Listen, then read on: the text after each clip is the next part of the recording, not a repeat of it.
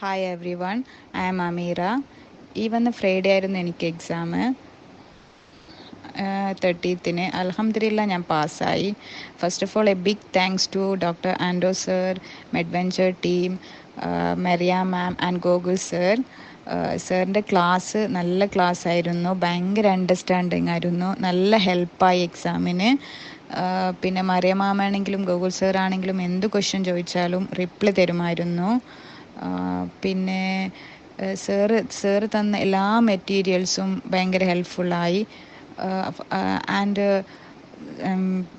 എഴുതിയ സ്റ്റുഡൻസ് നമുക്ക് തരുന്ന ക്വസ്റ്റ്യൻസ് ഒക്കെ ഇല്ലേ, അത് ഭയങ്കര ഹെൽപ്ഫുള്ളായി തോന്നി. ഫയൽ ആണെങ്കിലും ഒറിയൻ ഫയൽ ആണെങ്കിലും അതിൽ നിന്ന് കുറേ റിപ്പീറ്റഡ് ക്വസ്റ്റ്യൻസ് ഉണ്ടായിരുന്നു.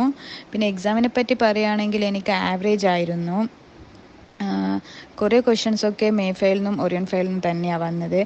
പിന്നെ കാൽക്കുലേഷൻസ് ഒരു 3-4 കാൽക്കുലേഷൻസ് ഉണ്ടായിരുന്നുള്ളൂ. Loading dose, absolute bio availability, അങ്ങനെയൊക്കെ. പിന്നെ ഗ്രാഫ് ഉണ്ടായിരുന്നു 2-3 ഹാഫ് ലൈഫിൻ്റെ, അത് മനസ്സിലായില്ല. പിന്നെ കെമിസ്ട്രി സ്ട്രക്ചേഴ്സൊക്കെ കുറച്ച് ഡിഫിക്കൽട്ടായിരുന്നു. ഫാമക്കോളജി ഓക്കെ ആയിരുന്നു. നോൺ ഫാമക്കോളജിയിൽ നിന്ന് കുറേ ക്വസ്റ്റ്യൻസ് ചോദിച്ചു. സോഷ്യൽ ബിഹേവിയറിന് കുറേ ക്വസ്റ്റ്യൻസ് ഉണ്ടായിരുന്നു. എന്നാലും നമുക്ക് എന്തൊക്കെയോ കണക്ട് ചെയ്യാൻ പറ്റുമായിരുന്നു. ആൻസർ അറിയില്ലെങ്കിലും എന്തൊക്കെയോ സാറ് പഠിപ്പിച്ചതും ആ ഫയലൊക്കെ തൊറോലി പഠിച്ചാൽ നമ്മൾ എക്സാം പാസ്സാക്കാൻ പറ്റും. മോക്ക് ടെസ്റ്റൊക്കെ ഭയങ്കര ഹെൽപ്ഫുള്ളായി എനിക്ക്. ഞാൻ തന്നെ യൂട്യൂബിൽ നിന്ന് സെലക്ട് ചെയ്ത Medventure, it very helpful. And exam എഴുതാൻ പോകുന്ന എല്ലാവർക്കും എൻ്റെ all the best. And also this is my second attempt. Don't give up. Medventure എടുത്തതിൽ ഞാനിപ്പോൾ സന്തോഷിക്കുന്നു.